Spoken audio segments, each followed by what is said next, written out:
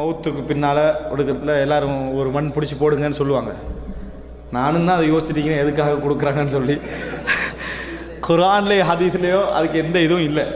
வணங்கிட்டா இஸ்லாமிய அடிப்படையில் குர்ஆன் சொன்ன அடிப்படையில் எந்த இதுவும் இல்லை. சிலர் என்ன செய்வாங்கன்னா இப்படி ஒவ்வொன்றா தூக்கி போடுவாங்க.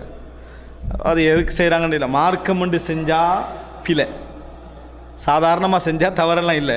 ஆனால் எடுத்து கொடுத்து போடுறது பிழை.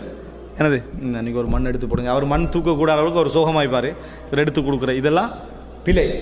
ஆனால் இதுக்கு மார்க்க ரீதியாக எந்த விதமான ஆதாரமும் இல்லை. மார்க்க ரீதியாக எந்த ஆதாரம், சாதாரணமாக ஒரு ஜனாசாவை சாதாரணமாக மூடுற மாதிரி என்ன செய்யணும், நம்ம மூடிக்கொள்ளணுமே தவிர மற்றபடி இது சட்ட ரீதியாக என்னது மார்க்க ரீதியாக எந்த விதமான இதுவும் இல்லை.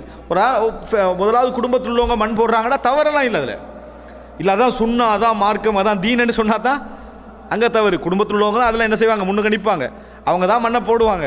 அந்த அடிப்படையில் போட்டால் வேறு. ஆனால் ஆரம்பத்தில் உள்ளவங்க அப்படி மூணை தூக்கிட்டு போகிறது வணங்கிட்டா இப்போ குடும்பத்தில் உள்ளவங்க எடுத்து கொடுக்குறதெல்லாம் என்னது குர்ஆன் சொன்னால இல்லாத ஒரு விஷயம், பிழை, தவறு.